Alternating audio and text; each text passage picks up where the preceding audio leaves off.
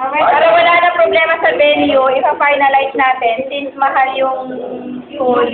Dito na. Yes, wala tayong magiging problema kay Super.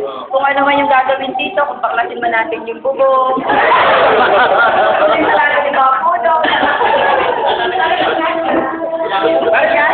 Naku, wala tatang na pag-aalis na mamaya. Pero i-focus pa rin namin kung magkano yung nito, magiging damage natin. Para wala tayong problema pagdating sa money matter. Kasi marami nagdo-donate, hinahanap nila kung nasaan yung mga dinodonate nila. So yung dinidiscuss ngayon sa wall, is yun na nagiging problema. Diba? So isasuggest natin sa magiging treasurer, mag-open ng account, it's either kanyang pangalan or dalawa sila.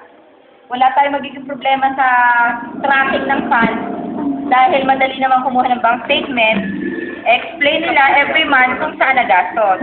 Ipapasok natin yun ng checking account para lahat ng lalabas ng pera, not in cash. Puro checking. Para malinis yung cash funds natin. Para walang magiging problema sa lahat.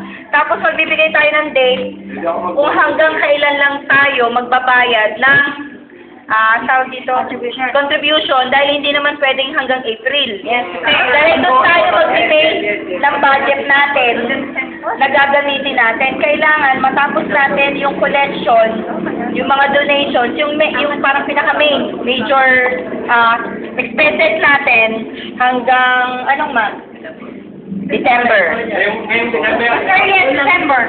Hindi, magbibigay tayo hanggang December, kung December lang. After next year, Ano yan yung whole contribution na yan? oo, yun na yung contribution ng lahat ng a-attend.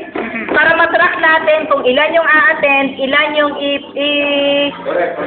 natin na pagkain. Kasi mahirap yung alam natin na ito lang yung ating paglalaanan ng pagkain sa catering natin. Kasi hindi rin naman po pwede actually yung meeting namin nung last, kaya nag-suggest si Christina ng event organizer para mag-enjoy ang lahat. Ibig sabihin, wala tayong magiging problema, walang abala sa atin, makipag-chika tayo, gawin natin lahat.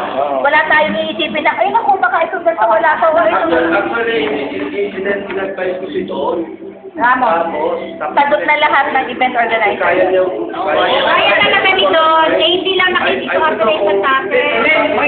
Kulang naman kay Don yung yung matagparihan niya. Okay. Pero nagsabi ako sa kanya, personally, talaga pinausap ko siya sa kumintang. Kasi, kaya nga nagka-number ako niya, tapos tinext ko siya. Wala naman billing ka. Sabi niya, I don't know, hindi siya nasagot sa akin. At saka si Edwin naman, nandiyan naman si Edwin. Kailangan natin, i-confirm agad natin yun.